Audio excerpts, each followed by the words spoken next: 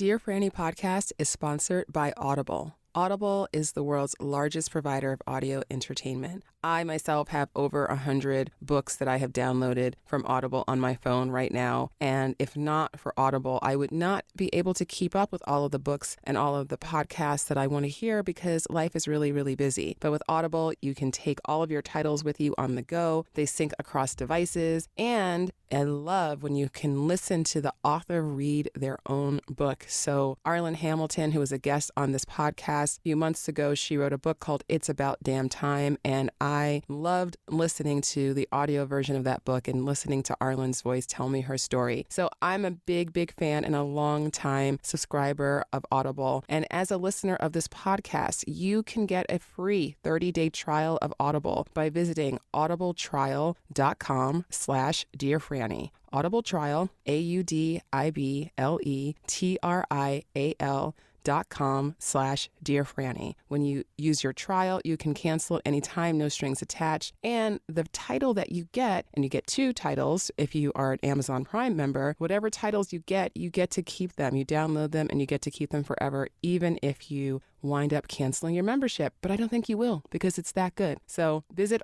audibletrial.com/dearfranny.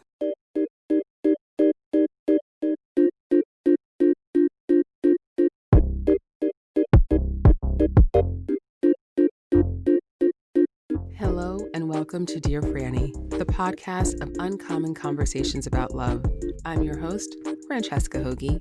Hi there.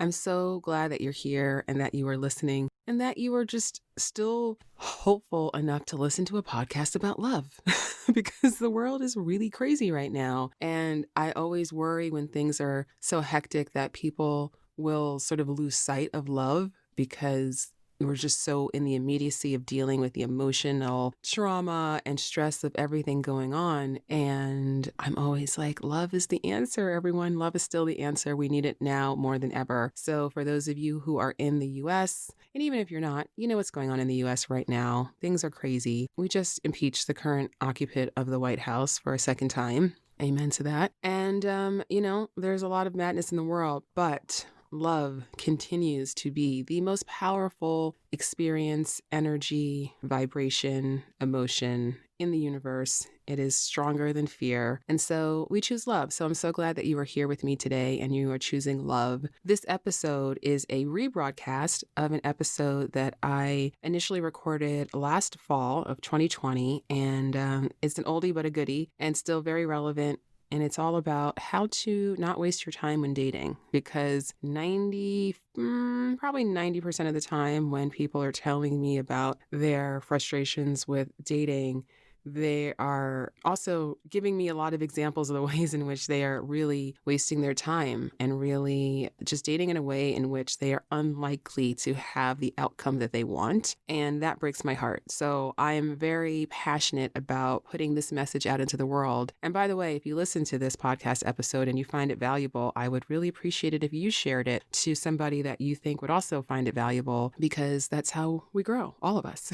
Individually and as a podcast. So I'm going to jump into that momentarily, but I also want to just give you the heads up. If you have not yet taken my dating quiz, I have a dating archetype quiz. I have designed these 4 different dating archetypes to describe where you are at this particular time in your love journey. And you can take the quiz. It's 10 questions, multiple choice, really fast, and it will tell you which one you are. So if you have not yet taken your dating archetype quiz, and therefore you don't know if you're a looper or an avoider or a sailor or a surfer, I invite you to do so now. You can text Dating Quiz, all one word, DATINGQUIZ, all one word, to the number 44222. This is a text number, 44222. That's it, those 5 digits. And if you are in the US, this is a regular text. And if you're outside of the US, this is going to count as a international text to the United States. So just heads up on that. So Dating Quiz, all one word, to 44222. So you can take that quiz and learn your dating archetype. And then if you come and find me on Instagram, I'm going to be doing a giveaway on Instagram and also one on Facebook. So find me at Dear Franny on Instagram and Facebook, and you'll see how you can use your dating archetype to win something. So check that out. All right, without further ado, I appreciate you. Here is the episode on how to date without wasting your time. One thing that I never want anyone to do is to date and go through all the motions and take all of the, quote unquote, right steps, but still ultimately you are not really in a mindset that's going to allow you to be successful. So basically, I don't want you to waste your time. I don't want you to date and waste your time because that's a very, very easy thing to do. So that is what I want to talk about today. And I'm going to give you 5 sort of questions or tips for you to just check in with yourself and see like, okay, am I wasting my time while dating or am I on the right track? Because I want you to be on the right track because I do believe that, dating is something your, quote unquote, success in dating can change in an instant, and it will, right? And sometimes just a little mindset shift is the thing that really facilitates the breakthrough that you're looking for. So I want to talk about that. Before I get to that, on a personal note, just wanted to share a couple of things with you. So my boyfriend and I went on an epic camping road trip, and a few weeks ago, we were gone for 10 days, and we drove from California to Montana and back, and we stayed in Utah and Wyoming. No, did we stay in Wyoming? I don't know. Nevada. There was a lot of places that we went to. Idaho. We camped in Idaho. It was really beautiful. And I'm a total city dweller, born and bred and lived my whole life. And though I've spent time in nature, obviously, I haven't spent that much time in nature in a long time. And it was just very cool. And I wanted to just share this with you because I found that even my thoughts were different when I was in nature. Like I was so much more present. I wasn't projecting so much into the future. I wasn't ruminating on the past. It was just very present. Like there was just, I don't know, something about the woods and trees and the ocean. I mean, not that we were at the ocean, but we actually did camp like 5 nights by bodies of water. So we had babbling brooks, there was a creek. I mean, it was amazing. And it was just I know this is so cliche, but I needed this reminder because to me, going on this trip was like a compromise because of COVID and not feeling comfortable getting on an airplane. And also, nowhere in the world is really interested in having us as US citizens right now. And nowhere in America is free from COVID. So we decided to just drive and camp, and that felt a lot safer. And so I felt like I was compromising with this vacation, but then in the end, it wound up being a really powerful experience. So I just want to encourage those of you who are feeling shut in, stuck in your homes, city bound, if you can get out of the city for, a couple of days and just really immerse yourself in nature, I think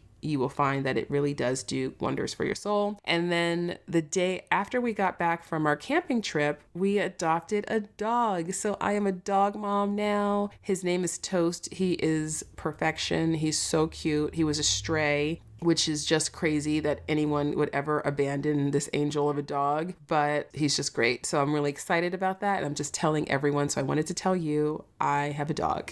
His name is Toast, and I'm very happy. Okay, so now to the matter at hand. So dating, are you wasting your time? And maybe if you're not dating right now, but you're interested in dating, these questions still apply. Like you still want to make sure that you don't fall into these traps that are easy to fall into. And by the way, everything that I say always, when I'm giving any kind of dating advice, it's all said with love. I want you to hopefully feel that love and also really practice being compassionate towards yourself if these are things that you resonate with and are something that you're challenged with, because your dating history is not your destiny and love is possible for you. So I say this with love because I don't want you to waste your time, because I want you to have love and I know that that's possible. So, all right, here we go. That's just my little disclaimer, because I know that sometimes this kind of information can feel a little shaming, like, oh my God, I'm totally messing up, or I'm so behind, or I'm never going to meet anyone. And that's the last thing I want you to take from this, because it's not true. It's just not true. Okay, so question number 1, do you go on lots of dates that go nowhere?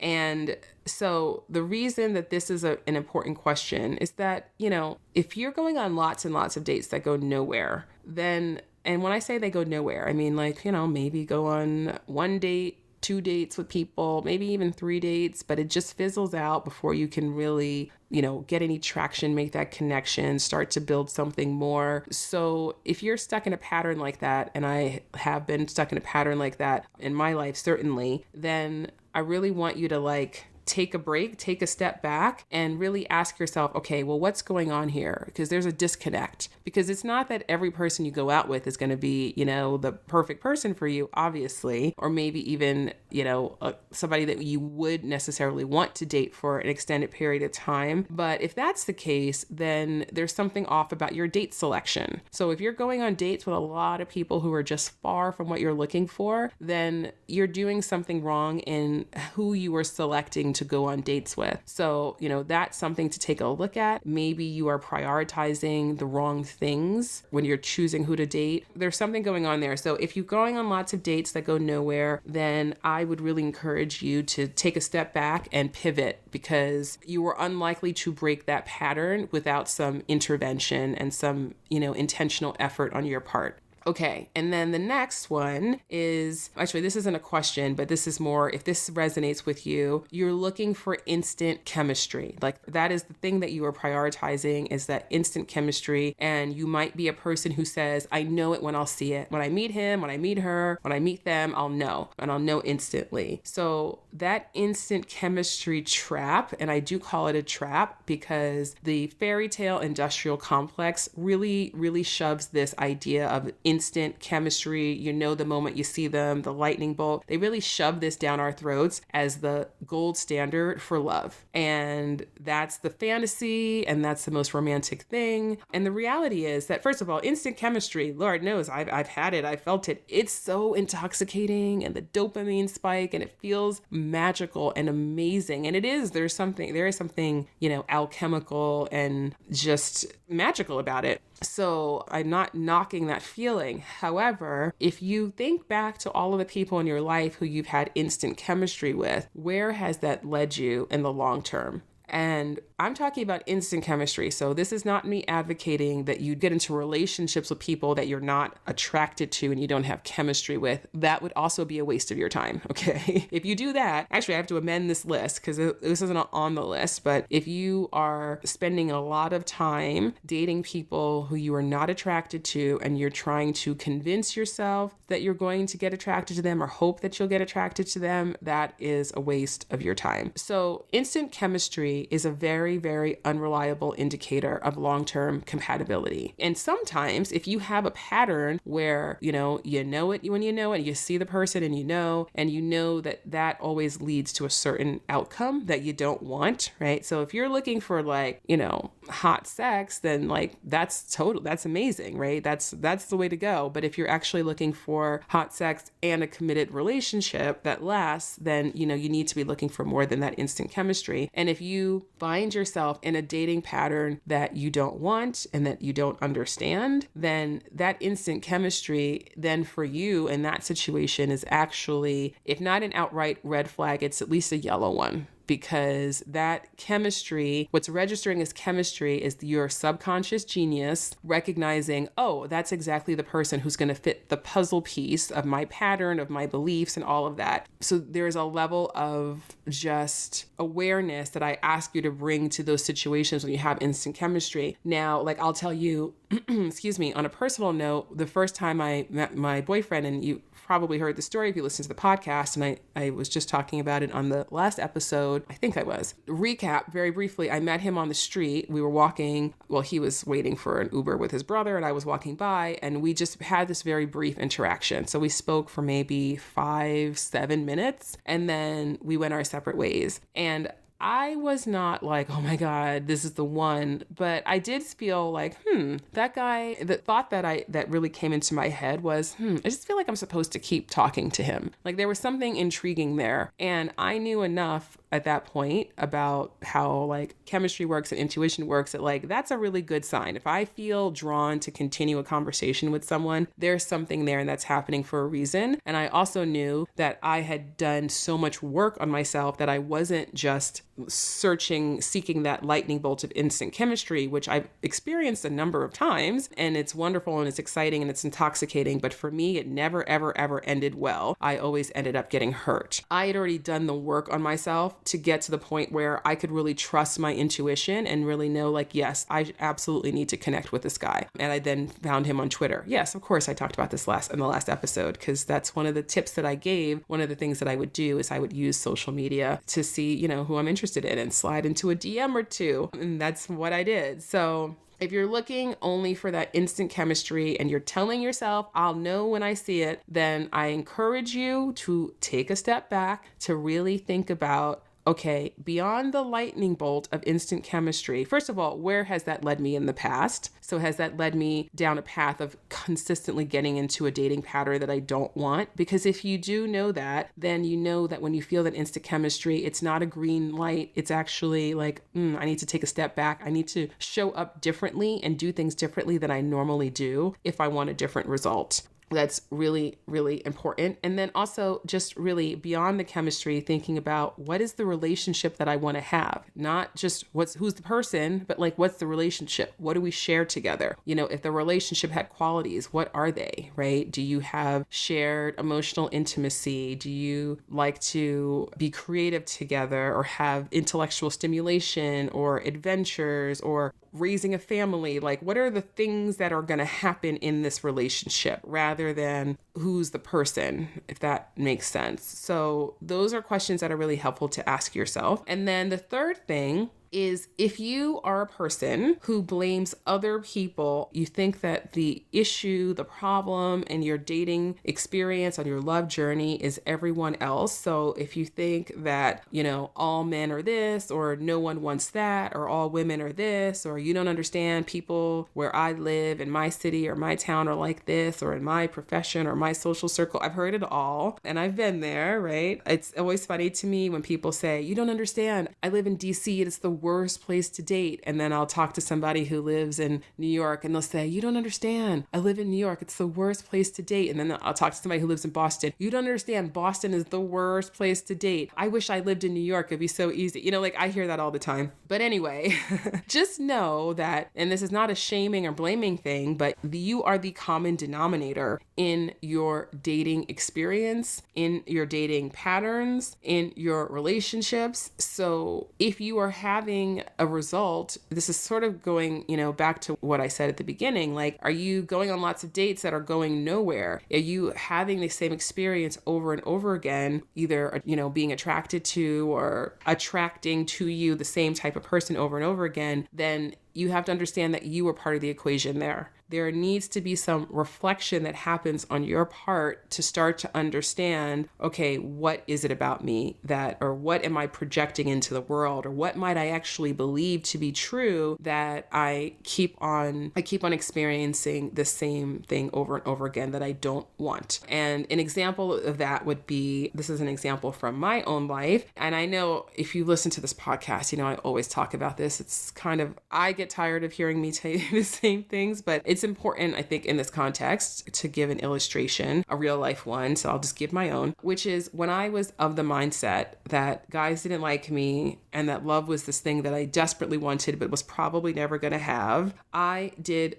an amazing job of always attracting and being attracted to men who would eventually validate that. So I was like so good at just falling for the unavailable guy. I was so good at getting some massive crush on some guy who was like totally treating me like an option or not into me at all. Like, I was so good at that. And it felt like that was my experience. Like, I had that experience over and over and over and over again. So when you're in that experience, it feels like, well, this is just how it is. This is just reality. But actually, what I really encourage you to consider is that it doesn't have to be a reality, that there is some underlying belief or set of behaviors, because it's really your beliefs, because the beliefs inform everything. They inform, how we feel about ourselves, who we're attracted to, how we behave. It informs everything. So, when you are in that experience of having the same thing happen to you time and time and time again, it is so easy to think like, this is what it is. This is how it is. And I promise you, open yourself up to a different possibility that the way that it has been is not the way that it always has to be. And that actually there is some belief or some set of beliefs that you have that's actually being validated by your choices and the people that you're attracted to and that you're attracting. Because what we want, what your unconscious mind wants, and that's what's running the show, is to be right about what it is you believe. And that's why what you believe is so, so powerful for your life, because you'll make yourself right about it, even if it's something that you don't want. So if you find yourself thinking all men are this, or no one wants relationships, or all women are this, or I live in this city and that's the problem, or I'm this age and that's the problem, or I'm divorced and that's the problem, or I've never been married and that's the problem, or I'm not saying that there's not actual real factors that come into play. Race will be a perfect example. It is statistically true, if you talk about online dating, that Black women are the least contacted, the least favorited, the least responded to. The data is very clear about that. But when I was a Black woman, well, I still am, but when I was a Black woman who was dating online, I just decided that doesn't apply to me. I felt like I don't need every guy on this platform to like me. And if there are guys on this platform who don't want to date me because I'm Black, guess what? I don't want to date them either. And so I never let that quote unquote reality be my reality. I'm talking about years later, or I'm not talking about the beginning of my dating journey, but after I had done, a lot of work on myself and my self-love and just, bringing this awareness of like, well, I only want people who want me. So the people who don't want me, I'm not worried about them. I'm going to focus on the ones who do. And I tended to be very successful online. I've had relationships with men that I've met online. And one point I was like, OkCupid notified me that I was like one of the most popular people, in New York City. I was doing really well on the scene for a bit there. But anyway, moving on. So if you're blaming other people, outside factors, then that is a sign that you're not on the right track when it comes to dating and you might be wasting your time. Okay, and the fourth thing is, do you find dating stressful and demoralizing? If you find dating stressful and demoralizing, then you are potentially really wasting your time. And it doesn't mean you don't get to date. It just means you got to take a break and really break down, okay, what about this process is feeling so stressful and so demoralizing? So is it, that you need some more information about how to do it better, right? Maybe there's just some education that is needed. Dating is a skill. Maybe it's a mindset shift that needs to happen because you're feeling very pessimistic, right? And then, one of the cures for pessimism, and when I work with clients one-on-one, really one of the first things that we do is I have my clients, I ask them in a questionnaire to reflect upon their most significant relationships or romantic entanglements, because not everybody's had quote unquote relationships, not committed ones. And just, even if they're crushes, just talk about it and, what happened at the beginning, what happened at the middle, what happened at the end. And by doing that, by the time, my clients and I talk this through, and the end of that conversation, they're like, oh, I get why that didn't work out. Oh, I see now the pattern. Oh yeah, I see how I ignored X, Y, Z. Oh yeah, well, yeah, to tell you the truth, I didn't really want to be with that person anyway. I was just hoping things were going to change, right? And then when you start to really understand why or how you kind of come to this particular point in your love journey, then it doesn't feel demoralizing, because then you're like, oh, now I understand what I was doing before that gave me that result, and I'm just not going to do that anymore. So it's very empowering when you bring that clarity to what's been going on in the past. If you are finding dating really stressful, really looking at, okay, how am I dating? One thing that I have these very practical tips for people about dating, don't spend hours every day swiping on a dating app. That is going to stress you out and burn you out, and you're unlikely to be successful if that's how you're feeling. How you feel on your dating journey matters. If you're feeling stressed out and you're feeling demoralized, you're not in the right frame of mind to look at profiles and make a clear-headed assessment. You're just now oh God, everybody sucks, or it becomes a really emotional state is not conducive to you meeting someone. So taking a step back, I encourage my clients to designate, a couple hours each week. So Sunday nights recommended. You can do this while you're on your sofa watching your, HBO shows. Just okay, for 2 hours, this is when I'm going to do my swiping for the week. I'm going to swipe until I get 10 matches, and then I'm going to close it. And then every day, yes, I want you to check your messages, because you want to respond to people in a timely fashion. But every day, that's all you're doing. It's like you're responding and you're in communication, but you're not just endlessly swiping, because that gets overwhelming and that gets stressful. If you're saying yes to dates that you don't want to go on, then that's going to be really stressful. And that's something to look at, right? Why are you saying yes to the people that you're saying yes to? Like, what about it is problematic? Are you, putting yourself in a position where you're driving an hour across town to go on these dates and now you're just exhausted, right? So it's gonna really serve you better to go on fewer dates that are high quality than it is to go on maybe a shit ton of dates that don't go anywhere. This is not about quantity, this is about quality. So if you're finding dating demoralizing, stressful, really taking a step back and seeing like, okay, how can I energize myself for this process? Am I trying to do too much? Do I need to just not work, quote unquote, work harder here, but work smarter, so to speak? That's super important. And another thing that can help you if you're feeling, demoralized or stressed out in your journey is to really concentrate and even write down a vision of the relationship, not just the person, because it's not about a perfect person, but the relationship that you want to have, and write it in such a way that it really connects with you emotionally, and, read it, like connect to that. That's what I did. I had this love vision and I wrote it out. It was not long. It was like a paragraph, and I left it by my bedside and I would read it every night. And it just made me feel excited. Like, oh God, I can't wait until that's my life, until I am in that kind of relationship. And it helped me to really tap into the emotion, and which was helpful. And first of all, attracting that relationship really quickly. But then also, and when I say really quickly, I mean, I'd say I was probably reading that love vision every night before I went to bed for, I can't tell you exactly because my memory is bad, but maybe 2 months before I met my boyfriend. And then when we were on our second date, I remember he was talking and I was staring at him and I was just like, oh my God, I'm feeling the way that I felt when I would read my love vision. It was crazy. And this is woo woo, but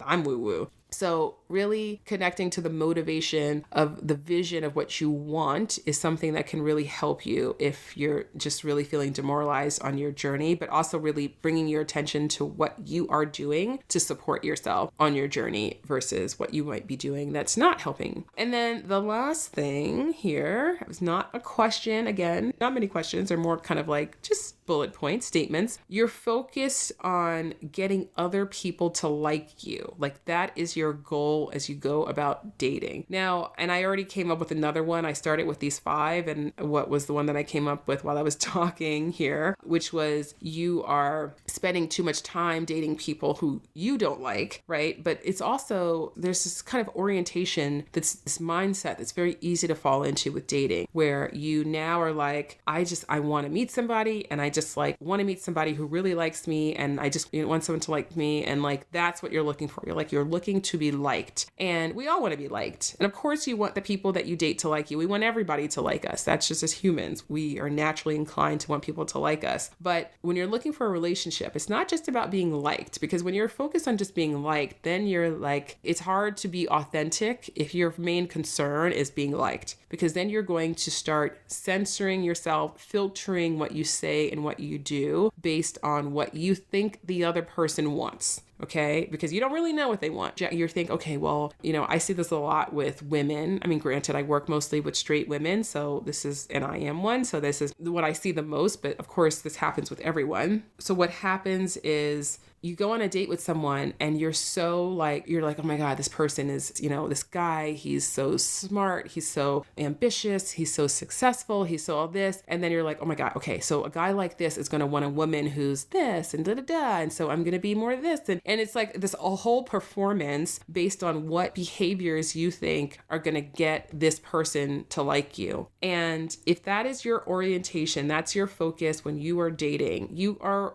potentially, and really, in my opinion, wasting your time. Because if you do, quote unquote, succeed in the short term of getting somebody to be like, oh, this person, oh, she's great, or he's great, or whatever, they don't know the real you. And now the relationship has become about you being in this performance, people-pleasing mode versus about the two of you coming together and your connection and your chemistry and what you're building together. So if you want a relationship that is cooperative, that is a give and a take, where you are both being your authentic selves and seeing each other and appreciating and loving each other because of your authentic self, because that's where true intimacy lies. Like, you need to have authenticity and real vulnerability in order to have true intimacy. And that's a two-way street. So that's coming from you and coming back at you, right? So it's not just about that person liking you. It's about what you can create together. And for the people who don't like you, because not everybody will, there is literally no one who is liked by everyone, okay? And there's no one who is considered to be, gorgeous or hot or sexy by everyone, or even smart by everyone, right? Like, these things are not objective. They're highly, highly subjective. So as much as it can suck and hurt and be painful to meet somebody or be interested in someone or go on a date with someone and you really like them and they don't like you, this is the thing that I say all the time, which is, if you think someone's perfect for you and they disagree and don't think that you're perfect for them, then you're wrong. They're not perfect for you. The person who's perfect for you or the people, because I think there's more than one, but the people who are right for you are the people who agree that you're right for them. So in order for that connection to be true and to be honest and to be authentic and to be something that has the potential to last, it needs to come from that place of real authenticity. And that's not just about being liked. That's about both of you showing up as your authentic selves and seeing what you can create together. So thank you for listening to me rant. I felt like that was a bit of a rant. Like I said at the beginning, it's all a rant that comes from a place of love and from a place of not wanting you to go through the motions of dating and waste your time, because that does become demoralizing when you're just dating and dating and dating, or not dating, or kind of dating, or dipping your toe into dating and getting frustrated and then pulling it out and then back and forth. I've been there and I've seen it all, and I know what that's like. But if you want to be successful in dating, and success in dating is not just about the relationship, but obviously that is the end goal. Dating gives you an opportunity to develop more confidence, self-awareness, communication, vulnerability. So there's a lot of ways to be successful in dating. It's not just about the end goal of meeting, your person, but we want to meet your person, and I want you to meet your person. So I don't want you to waste your time. I want you to use dating as the tool that it is to get you closer to that relationship, and not to just be something that keeps you stuck and far from that relationship. And there you have it. I hope that you found that episode valuable. And as I mentioned at the top of the show, if you did find it valuable, I would really appreciate it if you shared it with someone who you think would also be able to learn and grow and save themselves some time and some heartbreak and some frustration by learning how to not do that anymore and to really date with a lot more clarity and intention. So thank you so much for listening. I appreciate you. I appreciate all of you who have taken the time to rate and review the show. I see you. And if you haven't yet done that and you're enjoying it, I would really appreciate your 5-star rating. And then you can also write a review, which is extra credit, A+ bonus, but I love you anyway. Even if you haven't subscribed or rated the show, I still appreciate you, and I am grateful for you, and I am just sending you so much love and so much hope and possibility in this new year for yourself personally and for us collectively, because we are all connected. And speaking of connected, you can stay in touch with me on the socials at Dear Franny, also the podcast at Dear Franny Podcast on Instagram and Facebook. If you're interested in that giveaway that I mentioned at the top of the show, that is at Dear Franny. So that's my Instagram page. I'm also at Dear Franny on Facebook. I'm also going to be doing the giveaway there. Check that out. I also have coming up in February 11th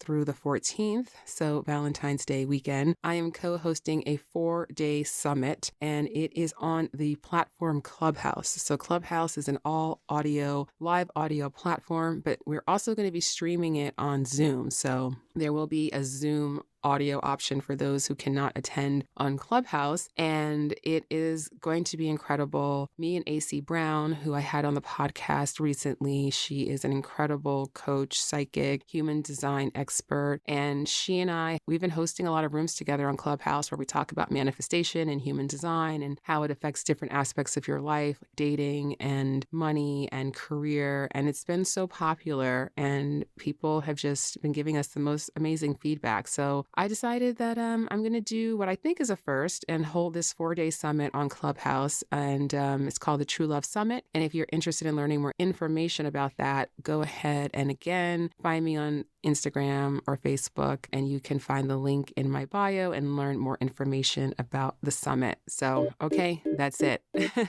Thank you so much for listening, especially if you're still listening. I really appreciate you. Stay safe, be well, and I will talk to you soon. Bye.